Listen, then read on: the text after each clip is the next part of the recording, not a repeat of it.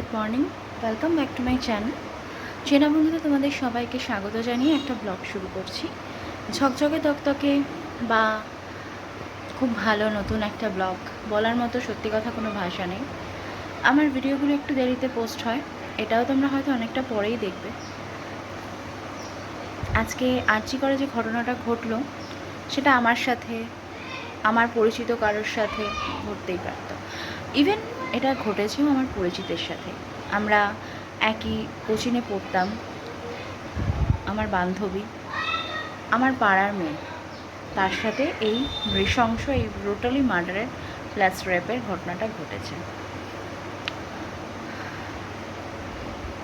রাত মিছিলেও সামিল হয়েছি, মোমবাতি মিছিলেও সামিল হয়েছি, মৌন মিছিলেও সামিল হয়েছি, কিন্তু কতটা সেটা ফলপ্রসূ সেটাই দেখার। এটাই একান্ত চাওয়া যে যে অপরাধ করেছে সে যেন প্রপার ওয়েতে শাস্তি পায়। আমার ঘরেও মেয়ে আছে, আপনার ঘরেও মেয়ে আছে, তাই আমরা সবাই সঙ্ঘবদ্ধ হয়ে যদি লড়াইটা লড়ি, আশা করি আমরা ফল পাবো। তো ব্লগটা এখান থেকেই শুরু করছি, ভারাক্রান্ত মনে দেখতে থাকুন। আশা করি ব্লগটা ভালো লাগবে। যতই মন খারাপ থাক, রোজকার কাজের তো কোনো কামাই নেই, তো সমস্ত কিছু কেচে দিয়েছিলাম, আশা করি শুকিয়েও গেছে নাইটি টাইটিগুলো, সেগুলোই তুলে নিচ্ছি। ঝেঁপে বৃষ্টি নেমেছে এখন। আজকেও একটা কথা আছে যেটা কিনা অভয়ারের বাড়ির সামনে থেকে হবে, তো দেখা যাক, টাইমটা এখনও জানি না, যদি জানি তাহলে চেষ্টা করব যাওয়ার। আমাদের দাদাভাই আজকেও বেরিয়ে গেছে, আমাদের প্রজেক্ট চলছে সেখানে গিয়েছে। আর এগুলো শুকায়নি, যেগুলো শুকিয়ে গিয়েছিলো তুলে নিলাম। দরজাটা বন্ধ করে দিই, জলের ছাঁট আসছে। কিনে নিয়ে এসেছিলো এই বেলুনগুলো, তো সেগুলো খুলিয়ে তো দিই। ওর এখন বায়না হচ্ছে দেয়ালে লাগাবো, তো দেয়ালে লাগানো পসিবল না, রং খুব নষ্ট হয়ে যায়। তো চলো এখন নিচে যাই, নিচে গিয়ে একটু বসি, তারপর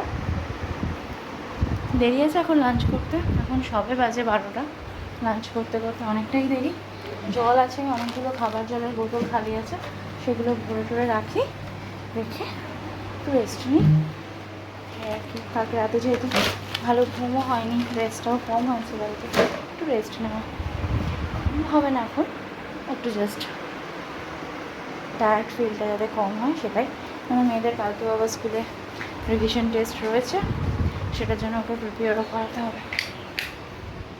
17 তারিখ মনসা পুজো, তো আমাদের এখানে একটি বাড়িতে মনসা পুজো হয় এবং তাদের কুলো নিয়ে বেরোনোর একটা রিচুয়ালস আছে, যেটা আমরা এখানে আসার পরে জেনেছি। আমরা আগে কলকাতায় থাকতাম, সেখানে এগুলো কিছু দেখিনি।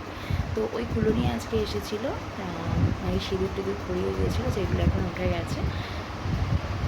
সব কথা তো মানে অন ক্যামেরা শেয়ার করা যায় না, তোমরাও নিশ্চয়ই শুনেছো, দেখেছো, সবই করেছো।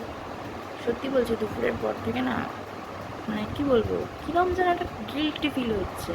একটা সময় ভেবেছিলাম মেয়েকে ডাক্তারি পড়াবো, কিন্তু সত্যি বলছি এখন কোথাও গিয়ে মনে হচ্ছে না, ডাক্তারি আর চাই না।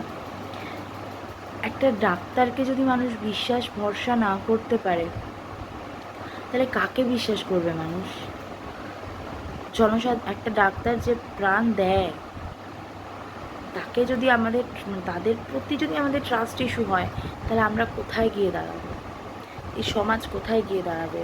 টাকার বিনিময়ে স্টুডেন্ট পাস হয়ে যাচ্ছে, তাহলে সে পরবর্তীকালে কী ডাক্তার তৈরি হচ্ছে? সেই রেসপন্সিবিলিটিটা কে নেবে? রেসপন্সিবল গার্ল যে উনি লিখলেন, তাহলে এর রেসপন্সিবিলিটিটা কে নেবে? এই জবাবটা তো আমাদের চাই সবার।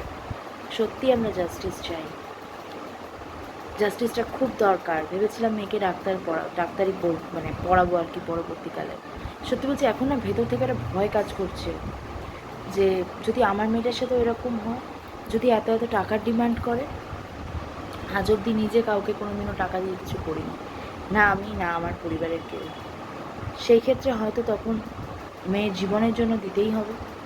তো এখন না ভাবছি ভবিষ্যতে কী পড়াবো মেয়েকে। প্রথম থেকেই বলেছিলাম যে যেহেতু আমার হাজব্যান্ডের ডাক্তার হওয়ার খুব ইচ্ছে ছিল, যে ডাক্তারি পড়াবো মেয়েকে।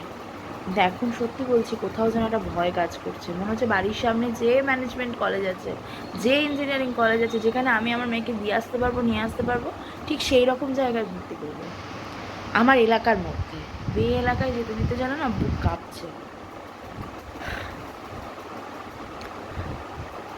জাস্টিসটা খুব দরকার। একদিনের মিছিল করলে হবে না, আমাদের প্রতিবাদটা রাখতে হবে, প্রতিবাদটা করে যেতে হবে, সেটা যেভাবে হোক সেভাবেই করে যেতে হবে। Justice for Moumita. আমিও বলছি, তোমরাও বলো, পথে নামো, পথে দেখা হবে। জাস্টিস ফর মৌমিতা, জাস্টিসটা খুব দরকার। একা যে ওটা ওর কাজ না, এটা আমরা সবাই বুঝতে পারছি। আমরা একটা মেয়ের ওপর দিয়ে কী মানসিক শারীরিক নির্যাতন হয়েছে সেটা একবার ভাবলে যেন আটকে উঠছি। চলো, এই ব্লগটা টেনে নিয়ে যাওয়ার মতো ক্ষমতা আমার নেই, তাই এখানেই শেষ করছি। আমি সবার পাশে আছি তোমাদের, তোমরাও সবার পাশে থাকো। এগিয়ে যেতে হবে আমাদের। নারী স্বাধীনতা নারীদেরই ছিনিয়ে আনতে হবে। জাস্টিস, জাস্টিস আমাদের চাই। We want justice.